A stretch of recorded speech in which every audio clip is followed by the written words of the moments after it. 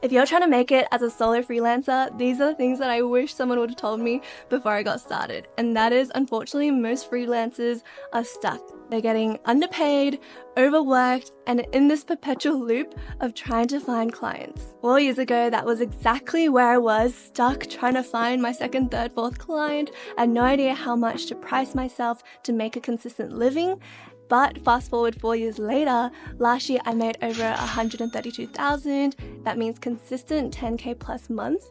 And I'm going to break down exactly the steps that took me there so that hopefully we can streamline your path to success as well. I'm Annie, I'm a brand and web designer and founder of emptistudio, and something really clicked when I read this book by Michael Gerber, which is called The E-Myth. In this book, he explains that there are 3 critical roles in any business, big or small. Number 1 is the role of a technician, and that is probably you, someone who's really good at their craft. For me, that is branding, web design, and I thought if I could do this in an agency at a 9 to 5, then what's stopping me from going out and finding clients and serving them directly and probably getting paid more, right? However, I overlooked that there were 2 other roles. Number 1 is a manager, and the manager is critical because they organize exactly what tasks need to be completed, they make sure things get done, and in a 9 to 5, you have someone telling you what to do, and you just have to make sure that you get it done. However, when it comes to your freelance business, there's a lot of admin stuff and a lot of prioritization that you need to get done. Number 1 is like sending out invoices. How do you do that? How do you prioritize tasks? How do you set deadlines, internal deadlines versus external deadlines? How do you deliver projects on time? All of these things, all of this admin falls under the role of a manager. And number 3, we have the entrepreneur. So if you're running a business, you need to have the mindset of an entrepreneur. Otherwise, it is destined to fail. So the entrepreneur is the person who brings in the money and the opportunities. And you have to go out and network with people. You have to try to find clients, sell to clients. And that is where the income comes from. And that is what's holding most freelancers back, which is not being comfortable with client outreach, not being comfortable with the sales process, not even realizing that that is an essential part of the whole process before you embark on this journey. And that's the top biggest mistake that I wish someone warned me about, which is you have to stop thinking like a technician and you have to really get out there and act as a business owner. Otherwise, you won't have any clients, you won't be working on active marketing, you don't have systems in place, which means every time a client approaches you, you are tailoring your whole service to them, which is just not sustainable, and that leads to burnout or going broke, which means going back to your 9 to 5, and we don't want none of that. If all of this sounds super overwhelming and you have no idea where to get started, I'm going to be hosting a free live masterclass. It's going to be an hour long, and I'm going to walk you through exactly step by step what to do, from how to position yourself,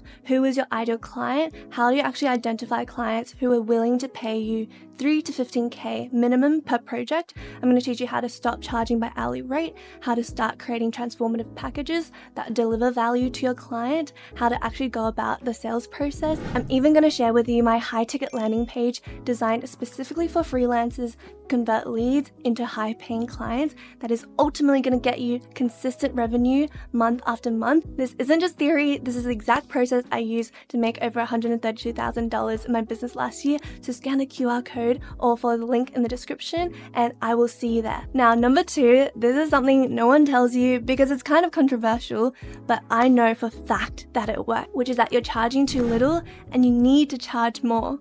Most of us just starting out, we're thinking, oh, we don't have much experience, let's just discount ourselves, then down the line we'll raise our prices. Maybe we'll even offer something for free. Hopefully someone will want to work with us then. However, the reality is that cheap prices attract cheap clients, and it's just a vicious cycle. I heard this from Alex Hermosi, which is that you need to start solving rich people problems.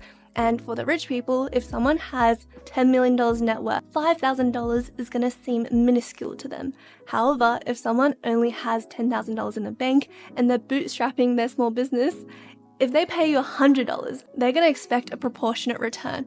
And what that means is they kind of become nightmare clients where they're micromanaging you, they're expecting a lot.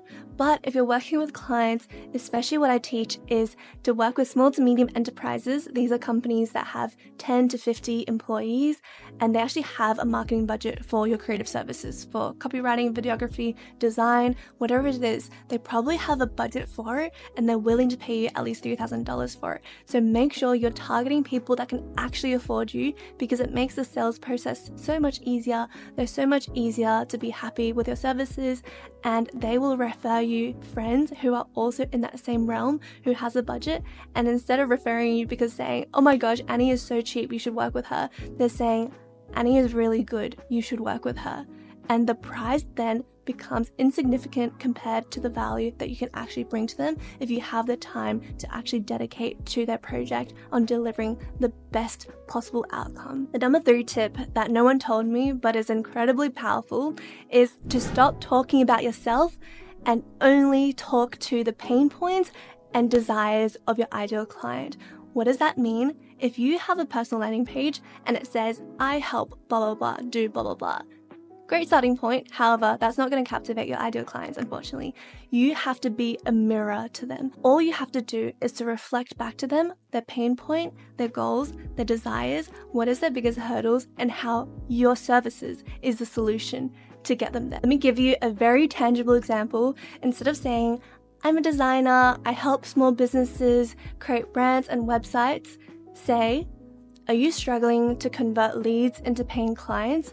Are you spending money on ads, marketing that doesn't work? Most businesses in the NDIS industry, so insert specific niche right here, don't know that inconsistent branding is undercutting all of the other marketing efforts, resulting in them burning money and not getting the potential return they could have if they just optimized these few things. Do you see how much more value packed that is?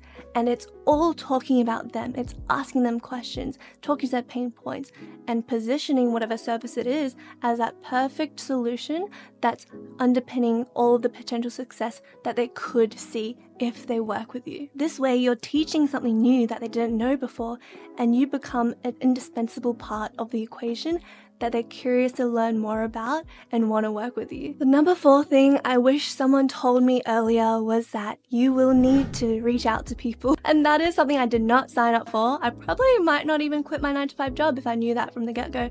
So maybe it's a good thing you're just finding out now. Your biggest struggle right now is probably finding your next client. And that is what most people are stuck on. They're waiting. I was waiting for a client to approach me. But how would that happen? Because I'm not marketing myself. I'm not putting myself out there. Don't worry. You don't need to be a salesperson. All you need to do is know exactly who you speak to, reach out to them on platforms like LinkedIn, and deliver them value. And I teach how to do this in my live masterclass. Okay, my next point is very, very important, which is teaching you how to get out of the feast and famine cycle. Every single business, you need 2 things to survive. Number 1, you need leads. And number 2, you need to convert those leads into clients. But then number 3 is to be able to turn those one-off clients into clients that pay you consistent month after month using recurring subscription services. So let me break it down. Number 1, leads is people who potentially can work with you. And there's 2 ways turning them into a paying client. Number 1 is cold outreach, where you reach out to them via platforms like LinkedIn or through emails. Some people even do cold calls. I would recommend LinkedIn. Reach out to them, deliver them value, and then eventually get them to jump on a call. And then on that call, propose a package of transformation that you can sell them. And this way, they get to work with you, they get to see all the results. Then what you do is you propose to work with them on a consistent basis and be that person that's going to be able to help them on everything regarding that matter. I would deliver them a branding transformation in the beginning, help them create a bespoke brand, maybe build a website with that as well.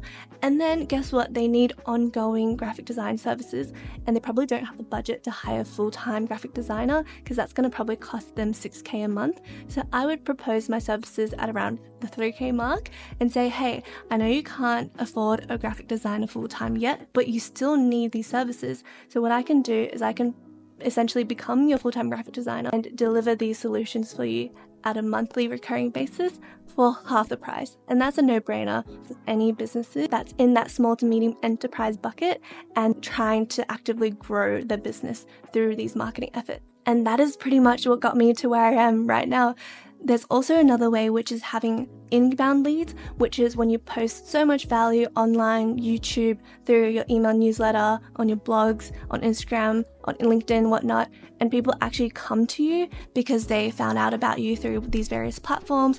And this is better because you have a warm lead and you don't have to keep reaching out to people.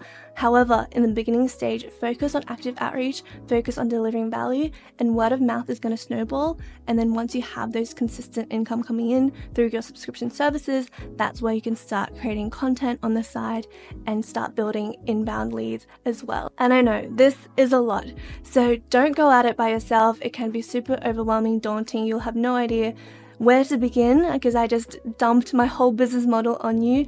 So join us at the live masterclass. That is where I'm going to break down step by step the first step you need to do, the second step, the third step. I'm going to share with you all of my resources that help me get started, and this is going to be probably the most valuable 1 hour that you can possibly spend to actually get your freelance business off the ground. If you found this video helpful, I know you also love this one where I dived into more tangible action steps that you can take to go from $0 to consistent 10K months, how to find your ideal client, who is your ideal client, all of those things. So go check it out. If you prefer listening on the go, we also have a podcast called the Brand Creative Podcast. Thank you so much for tuning in, and I'll see you in the next one. Bye.